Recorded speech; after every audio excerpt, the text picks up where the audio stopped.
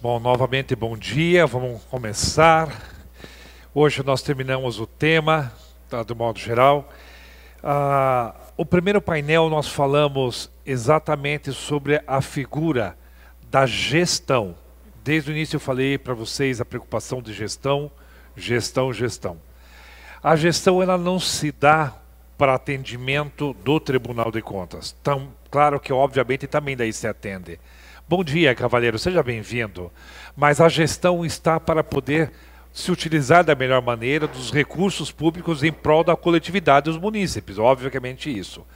E existe atrás, por meio da gestão, um conjunto de controles, alguns importantes serem implantados para a própria gestão, quase que a maioria, mas esses mesmos controles, eles dão suporte a uma fiscalização do Tribunal de Contas. É essa que é a essência. Então a gente não pensa em controle para responder ao Tribunal de Contas, mas pensamos em controle para fins de gestão. Pensamos em controle para tomada de decisão. Qual é a melhor situação? Eu vou dar um exemplo. Um conjunto de controles e indicadores me permite uma melhor análise se vale a pena ter uma frota própria ou terceirizada, ou por sua vez ainda mista, dependendo da categoria. Um conjunto de controles, que a gente chama indicadores, KPIs, me permite definir melhor a especificação do veículo a ser utilizado. Seja ele na compra, seja ele na terceirização. Então, na realidade, quando a gente fala em gestão, não há como se falar em gestão sem falar em sistemas de controle. Mas eu quero tirar um pouco do controle de uma visão única exclusivamente para atendimento do Tribunal de Contas, mas entender a riqueza disso para o gestor. Tá? O que me preocupa, e eu digo isso com clareza, que esses controles do uso, tá certo? E de tudo que envolve o patrimônio público, subentenda dentro da unidade, ou dentro da prefeitura, ou dentro dos órgãos públicos, que seja uma responsabilidade única e quase que exclusiva do setor da área ou da pessoa responsável pelo patrimônio público. O que isso não é verdade. A responsabilidade, tanto pelo uso e a responsabilidade por esses controles, eles também são transversais. Dependendo da estrutura que você tiver dentro ou da sua unidade ou dentro da prefeitura e mesmo às vezes da Câmara, esses controles são de responsabilidade, sim, de acompanhamento, de análise de outro setor correlatos. Eu posso dizer que todo e qualquer controle, um dos corresponsáveis para mim é a área, eu vou chamar contabilidade financeira. No tocante a orçamento, porque alguém tem que constituir a LDO para uma aprovação da LOA futura, e como é que colocaram os números de custeios, de investimentos e tudo. Então esse conjunto de controles, eles precisam, com o tempo e também de uma cultura, eles devem ser ampliados para as áreas para que entendam a importância disso e o benefício que isso traz para o ente público e deste para com os munícipes, propriamente dito. Então, há um conjunto de controles hoje obrigatórios estabelecido pelo Tribunal de Contas. Mas a questão não está isso. Quais são os controles que eu estou constituindo? Eu trago uma série de informações que podem ser feitas. Nós vamos olhar um pouco hoje de frota, vamos ver algumas coisas, mas eu vou novamente trazer muito sobre gestão. Nós olhamos sobre patrimônio, e quando eu falo sobre patrimônio, e aqui vou dar um exemplo, a parte de almoxarifado, vocês também vão ter, depois eu acho que é o professor Nelson que vai estar com vocês, se eu não me engano, vocês verificar o controle do almoxarifado, que é um patrimônio público, obviamente, ele precisa ter um conjunto de indicadores que fazem parte desse controle para dizer se eu estou comprando bem, se a quantidade é coerente, se a qualidade atinge ou não, se eu estou recebendo no prazo e na quantidade certa, se existem muitas devoluções e perdas, tá certo? Se o número de mão de obra, pessoas envolvidas, tá? E aqui a gente fala número de mão de obras porque se converte muito em horas de trabalho, porque se fala em produtividade. Produtividade é algo que está entrando muito fortemente dentro do âmbito público, não que não existisse, mas não era medida a produtividade do ente público. Então tudo isso está dentro também do almoxarifado. Eu saio do almoxarifado e começo a ver os outros bens.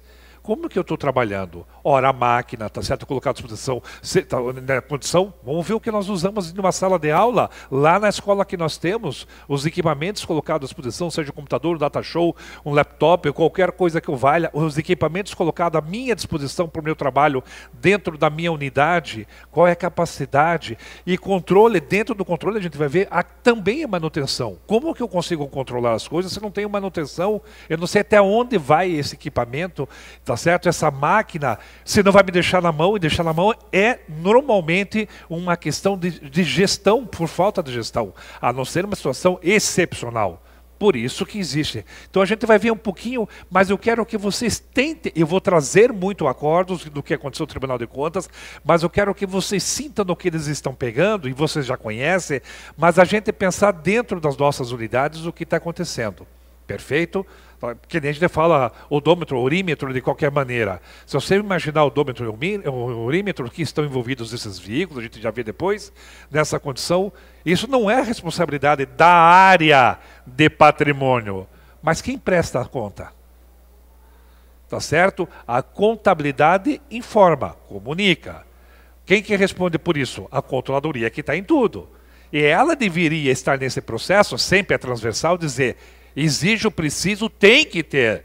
Tem que ter porque nós queremos ser eficientes e ter efetividade no uso desses bens. É essa a leitura que nós temos que falar sobre sistemas de controle. É natural que todos nós tenhamos como foco o atendimento ao Tribunal de Contas. Extremamente natural e estão corretos. Porém, agora nós temos que ir um pouquinho adiante e dizer quais são os controles, os indicadores que eu preciso ter para benefício do próprio município, ou do departamento, ou da secretaria, tá certo? Eu trago primeiro a informação para vocês que nós todos conhecemos, e ela é verdadeira, e ela está aí para essa condição. A lei, tá certo, de acesso à informação, ela permite que a coletividade, ela permite que o cidadão munícipe, ele possa requerer informações, teoricamente, qualquer informação, essa é a regra geral, possa requerer do seu departamento, do seu município, da sua Câmara. Ora, se ele quer isso, significa que eu tenho que entender que tipo de informações eu tenho que torná-las públicas e outras que eu tenho que ter o controle para o atendimento de uma eventualidade.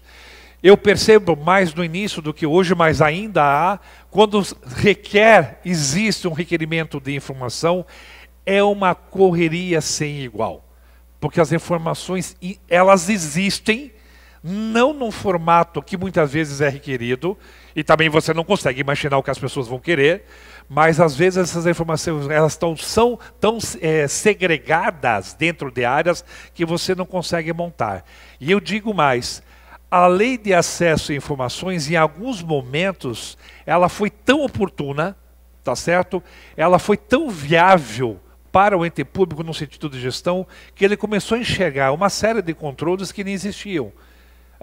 Coisas interessantes a serem implantadas que eles não tinham. Ou seja, no investimento, no custeio, o tipo de informações que teriam que ter para dentro, para a gestão.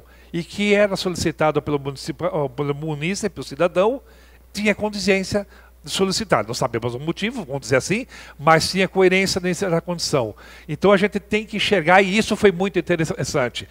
Esse portal da transparência que todos nós temos, todos os órgãos têm, vamos dizer assim, e precisam ter, ele tem, vamos tirar essa situação aqui, tá ok? Ele precisa atender, está muito claro isso, não é opcional, algumas eventualidades que eu posso negar, tá certo? Mas eles também constam nas condutas ilícitas dos servidores a respeito do tema. Eu só vou colocar a palavra ilícita sobre uma ótica um pouquinho diferente.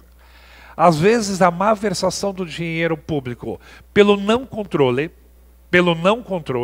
a má versação do dinheiro pela falta de gestão, de cuidado, também é uma conduta ilícita.